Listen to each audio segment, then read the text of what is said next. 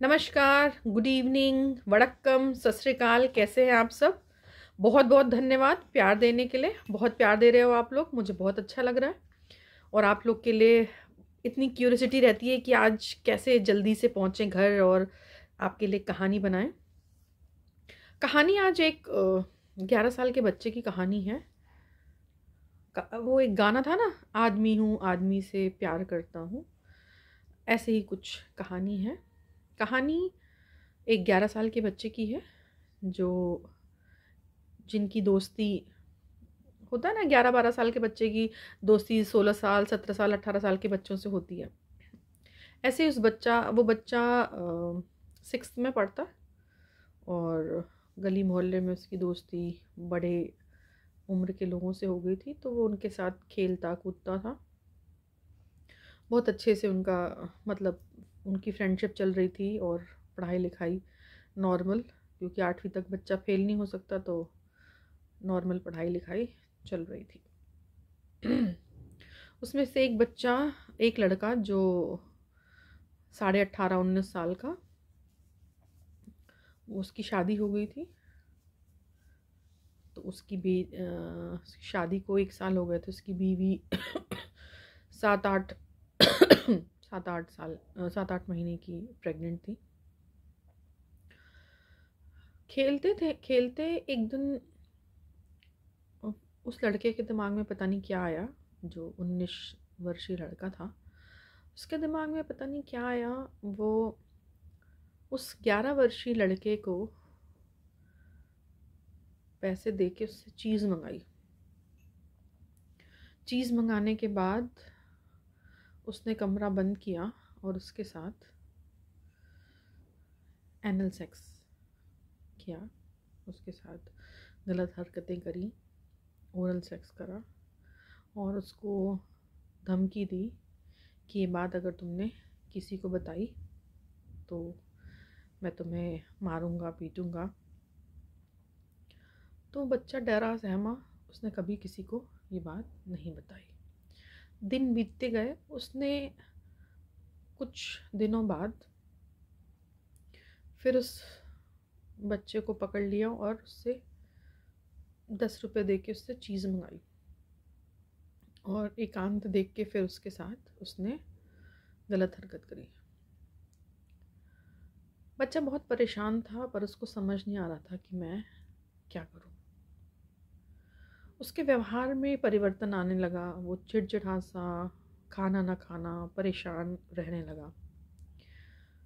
तो घर वालों ने पूछा क्या हुआ, तो उसने नहीं बताया। उसका एक 13 साल का दोस्त था। उसने उससे पूछा कि तू परेशान क्यों रहता है, कोई बात है तो मुझे बता। तो उसने उसको कॉन्फिडेंस में लेके उसको सारी बात बताई कि वो जो भैया हैं जिनके साथ हम खेलते हैं, उन्होंने मेरे साथ गलत हरकत करी। तो उसने बोला कब करी? उसने बोला परसों। परसों करी। तो उसने जो है उसके पिता को बताया। तो पिता ने उस बच्चे से पूछा, समझाया, पूछा। तो उसने सारी बात बताई कि ऐसा उन्होंने मेरे साथ 2 बार किया।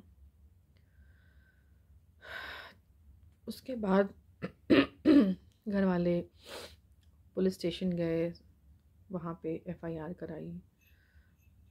एफआईआर हुई, वो लड़का अरेस्ट हुआ। अरेस्ट होने के बाद उसे तिहाड़ जेल भेज दिया गया। जेल में मेरी उससे मुलाकात हुई। मैंने पूछा ऐसा क्यों किया? तो उसने बोला मैडम गलती हो गई, मेरी बीवी प्रेग्नेंट थी, मैं उसके साथ नहीं कर सकता था सेक्स, तो मुझे समझ नहीं आया कि मैं क्या करूं। तो मुझे ये दिखा तो मैंने इसके साथ करा। पर मैडम मेरे से गलती हो गई, मुझे छुड़वा दो, मुझे मेरे बच्चा होने वाला है, मुझे अपने बच्चे को देखना है, वगैरह वगैरह। इस बच्चे को समझाया गया, अभी वो जेल में है। और जो पीड़ित व्यक्ति है, पीड़ित लड़का था, उसको कंपनसेशन दिलाया गया, उसको काउंसलिंग उसकी रेगुलर होने लगी, उसको पैसे सरकार ने मुआवजा दिया ताकि वो अपना जो भी उसका पढ़ाई लिखाई का खर्चा है वो सरकार उस पर देगी। आप लोगों से अनुरोध ये है कि शोषण सिर्फ लड़कियों का नहीं होता, शोषण लड़कों का भी होता है। गलत हरकतें, गलत चीज़ें लड़कों के साथ भी होती हैं। हम हमेशा प्रिवेंशन लड़कियों के लिए सोचते हैं, लड़कों के लिए नहीं। तो अगर लड़के या लड़की के व्यवहार में परिवर्तन आ रहा है, शारीरिक विकास में परिवर्तन आ रहा है, जैसे बच्चा खाना नहीं खा रहा, प्रॉपर नींद नहीं ले रहा, मतलब जैसे पहले था, आपको कुछ भी असामान्य दिखे तो बच्चे से बात करें, बच्चे से पूछें, ठीक है।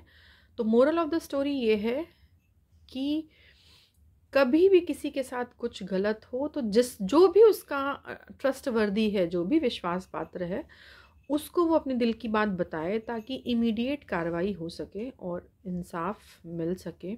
जिसके साथ भी गलत होता है, गलत करने वाला दोषी होता है, परिस्थितियाँ उससे गलत करवाती हैं, लेकिन गलती का एहसास बहुत ज़रूरी है।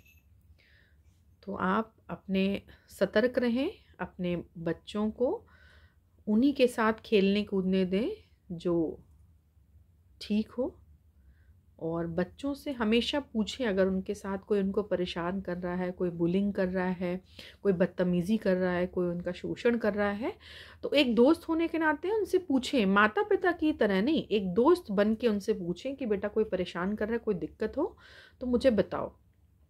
सुरक्षित रहें, सेफ रहें। नमस्कार, कल फिर मिलेंगे एक नई कहानी के साथ। Bye bye.